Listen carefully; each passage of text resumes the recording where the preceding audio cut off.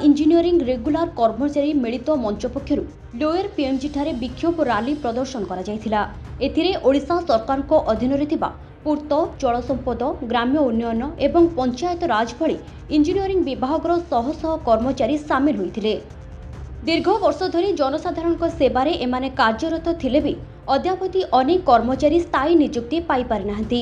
एमानकर मुख्य दाबी मध्यरे 12 एप्रिल 1993 पूर्व कार्यरत एनएमआर और डीएलआर कर्मचारी को एककालीन वर्क चार्ज नियुक्ति रे अवस्थापित करने एवं 15 मे 1997 तारीख योजन जॉब कॉन्ट्रैक्ट भावे स्थान पाइथिबा कर्मचारी को नियमित नियुक्ति देवा आदि मुख्य दाबी थिला।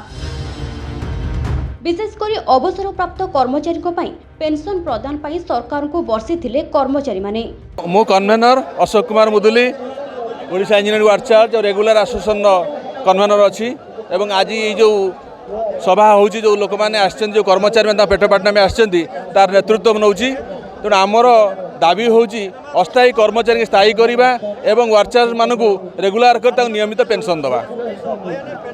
दीर्घ 33 वर्ष हो गला लोक मानकर बिना सोशल सिक्यूरिटी बिना सामाजिक निरापत्ता घर को जाऊँच पेंशन टंकाटे ना खटी खटी 33 वर्ष किसी ना गोटे चाकरी जमी गति श्रमिक चाकरी भाई से घर को जाऊँच। जदि आम सरकार आम कथा न शुणती तेज आगामी दिन आमर विद्रोह आहुरी बढ़ आहुरी यूनाइटेड हबू सारा ओडिशार कोण अनुकोण सब कर्मचारी मानक 5टी इंजीनियर संस्था कर्मचारी डाकबू और सरकार निकट में आमर दाबी उपस्थापन करूँ।